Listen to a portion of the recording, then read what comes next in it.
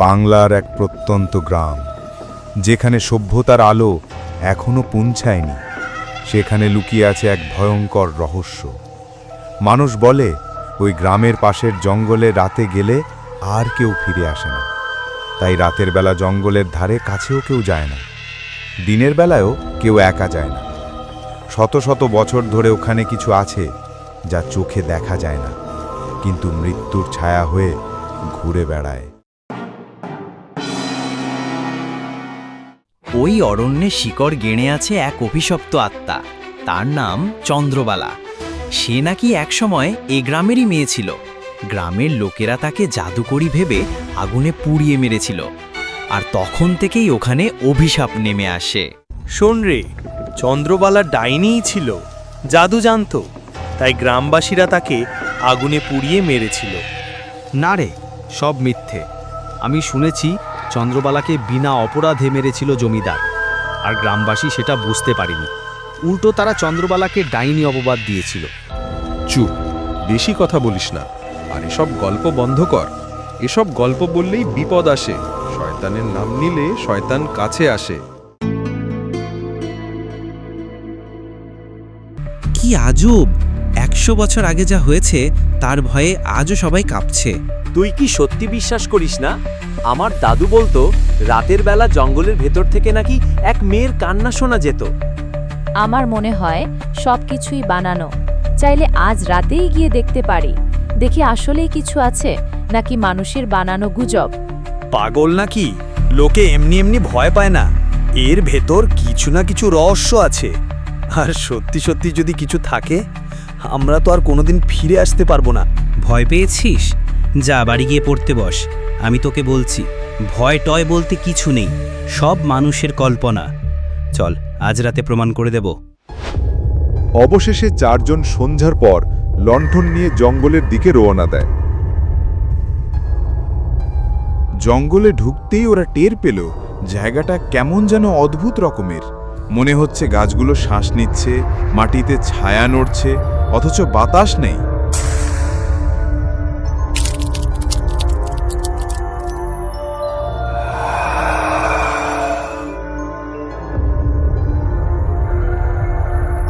দেখছিস, ওই কে যেন দাঁড়িয়ে আছে। চুপ কর। যেই হোক, সে চাইছে আমাদেরকে ভয় দেখাতে, কিন্তু সাবধান, ভয় পেলে চলবে না। চলো কাছে যাই।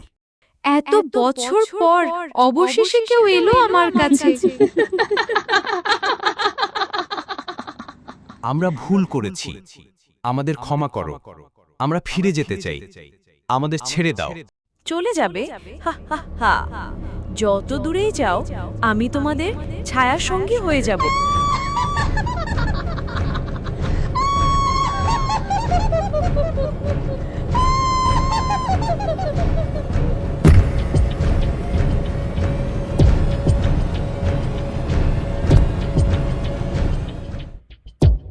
তোমরা চন্দ্রবালাকে জাগিয়ে তুলেছ।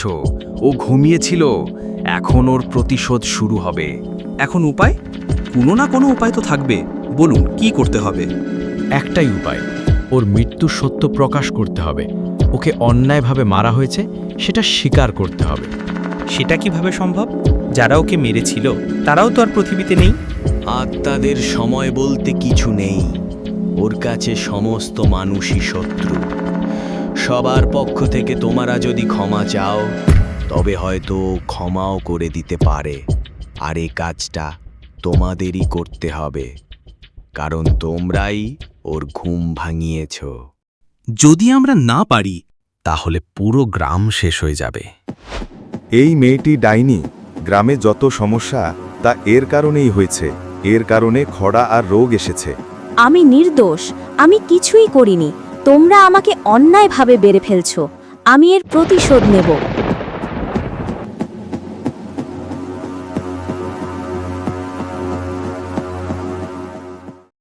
এই আয় আয় আয় বলছি। চন্দ্রবালা, আমি তোকে ডাকছি, আয়।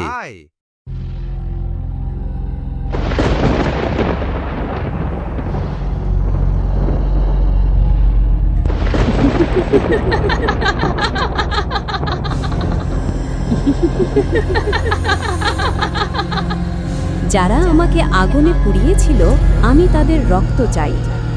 চন্দ্রবালা, তোমার মৃত্যু অন্যায়ভাবে হয়েছিল, কিন্তু সেজন্য এই ছেলেরা দোষী নয়। এরা তোমার সত্য প্রকাশ করতে চায়। এরা জানতে পেরেছে যে তুমি দোষী নও। তাই নাকি? কি করতে চায় এরা? এরা মানুষের সামনে তোমার সত্য প্রকাশ করবে, আগামী প্রজন্মের কাছে তোমার সত্যিকারের গল্প তুলে ধরবে, যাতে সবাই তোমাকে ভালোবাসে, কেউ আর ঘৃণা না করে। আচ্ছা, তাহলে এদের ক্ষমা করে দিলাম। আজ থেকে এই জঙ্গলের অভিশাপ মুক্ত হলো। তবে কি যে কেউ যে কোনো সময় এই জঙ্গলে প্রবেশ করতে পারবে? হ্যাঁ, তবে কেউ যদি অবৈধভাবে গাছ কাটে তার ক্ষমা নেই।